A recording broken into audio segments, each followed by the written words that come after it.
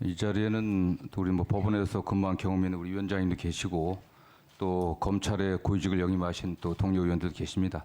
그런 의미에서 질의라기보다도 좀 문제의식을 공유하고 또 법원의 판사님들도 좀 알 필요가 있다고 생각해서 제가 좀 묻겠습니다. 국회의원에 대해서 구속영장을 청구할 때는 국회법에 의해 갖고서 관한 법원의 판사가 영장 발부하기 전에 체포동 요구서를 정부에 제출하고 정부가 수리해갖고 사본 첨부해갖고 국회에 요청하게 돼 있는 거 알고 계시죠? 예, 그렇습니다. 그럼 대개 이제 법무부 장관 제안자가 돼서 국회가 취지를 설명하게 돼 있습니다. 그럼 취지를 설명하는 정도가 어디까지인지 그 점에 가서 좀 제가 문제의식을 갖고 질문 겸 또는 또 대법원장님의 어떤 고민을 촉구하기 위해서 좀 질의를 하겠습니다. 대부분의 과거의 국회의원에 대한 구속영장 청구하면서 체포동의가 왔을 때 법무부 장관이 거의 대부분의 법무부 장관이 이런 식으로 했습니다. 어느 법무부 장관입니다. 정부를 대표하여 체포동의 요청 이유를 설명드리겠습니다. 어느 지방경찰청은 어떠한 혐의로 구속영장을 신청하였고 어느 검찰청은 몇 년경 구속영장 청구하였으며 같은 날 어느 법원 판사 누구누구는 누구에 대해서 정부에 체포동의 요구서를 제출했습니다. 이에 정부는 국회법 26조에 따라 체포동의를 국회에 요청하게 되었습니다. 자세한 내용은 배포해드린 자료를 참고해 주시기 바랍니다. 이런 정도 되게 합니다. 전 이게 국회법이나 관련 형사소송법 취지에 맞는 것 같아요. 그리고 조금 더 설명한다고 하면은 구속의 필요성을 간략하게 설명한 그런 것들이 있습니다. 그러나 지금 최근에 와서 윤석열 정부 들어와서 법무부 장관이 국회에서 와서 설명할 때는 거의 구속영장 전부를 제가 보니까 한 80% 이상 그냥 읽어요, 사실은요. 그러면서 특히 증거 관계를 굉장히 자세하게 설시하면서 구속의 필요성을 얘기합니다. 예를 들면 최근에 있었던 노웅래 의원 관련해 갖고서 체포동의 안에 일부만 있겠습니다. 체포동의 요청을 하면서 법무부 장관이 국회에서 읽었던 내용의 일부만 제가 한번 읽어보겠습니다. 이 사안에서는 노웅래 의원이 청탁을 받고 돈을 받는 현장이 고스란히 녹음되어 있는 녹음 파일이 있습니다.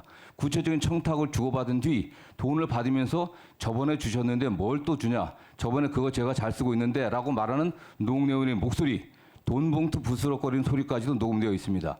아시다시피 저는 지난 20여 년간 중요한 부정부패 수사를 직접 담당했지만 부정한 돈을 주고받는 현장이 이렇게까지 생생하게 녹음되어 있는 사건을 저도 본 적이 없습니다. 그리고도 또 중략 쭉 그런 내용을 계속 다 읽습니다.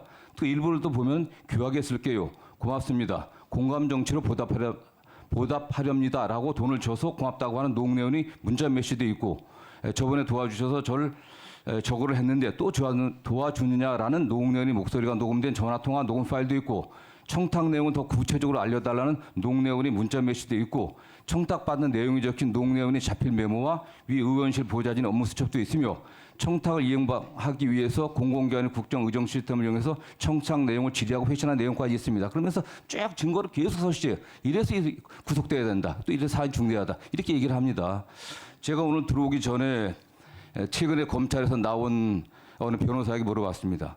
구속영장 청구를 하면서 구속영장 일반을 공개하느냐? 그랬더니 의원님 그게 말이 되는 소리입니까? 구속영장에 판사만 봐야 되는데 그럼 구속영장 내용을 어느 정도 얘기하냐? 대개 수사 시작하면서 영장 청구하게 되면서 언론에서 이제 눈치를 채고 이런저런 물어보면은 간단하게 피의사실 요 정도만 얘기한다라고 얘기를 하더라고요. 그 영장 청구하게 되면서도 구속의 필요성이라든가 또 어떤 증거관계 이런 건 얘기할 수가 없다. 더군다나 구속영장 같은 경우는 장관까지 원칙적으로 보고되지 않는다. 장관이 그건 알 필요도 없기 때문에. 왜냐하면 장관 같은 경우는 구체적 사건에서 지휘를 못하고 되어 있습니다. 알고 계시죠, 그게? 예, 그래서 내용은 알고 있습니다. 예, 그렇기 때문에 그런 경우는 거의 드물다. 그래서 제가 이 사건을 물어봤어요. 근데 그거는 굉장히 피의사실 유폐 혐의가 상당히 높다. 그럴 가능성이 높다. 그래서 그런 전례가 없다고 얘기를 하더라고요. 저는 그거 관련해갖고 물론 이게 국회 문제이긴 하지만 지금 국회에서 이런 식으로 정도로 여기 동료 의원들이 다 들은 내용들이니까 구속영장 내용의 80~90%를 갖다가 법무부 장관이 국회에서 얘기하는 것은 사실은 이것은 헌법상 무죄 추정의 원칙이 굉장히 위반하는 것 같아요. 이건 역대 법무부 장관들도 피고인의 방어권이라든가 이런 차원에서 되게 취지만 간략하게 설명했습니다. 아까 얘기한 것처럼 이런 혐의로 영장이 청구됐고 정부 통해 갖고 법원을 왔기 때문에 중앙지법 어떤 해당 지방법원의 판사 누구누구는 영장 체포동의서를 보냈다 이런 얘기만 했던 거예요, 사실요. 근데 최근에 구속영장 내용의 80~90% 정도를 국회에서 그대로 공개하는 게 이게 올바르다고 생각합니까, 이게? 그 의원님 말씀하신 대로 일반 국민한테는 국민의 알 권리와 피의자 인권 보호를 위해서 절충해서 그런 한계가 있습니다만 의원님 방금 말씀하신 대로 국회 문제로 국회법과 국회의 의사 결정 과정 그런 걸 제가 사법부 담당하는 사람으로서 예, 저는 뭐 그 말씀드리면 대법원장께서 경험도 답변할 사항은 없고, 아닌 것 예, 같지만 예. 이런 식으로 언론에 이러한 사항들이 이렇게 공포되고 또 국민들이 이렇게 알게 됐을 때 판사들이 상당히 예산을 가질 가능성이 상당히 높습니다. 저는 그런 부분들을 고려해서 영장 신문해야 된다.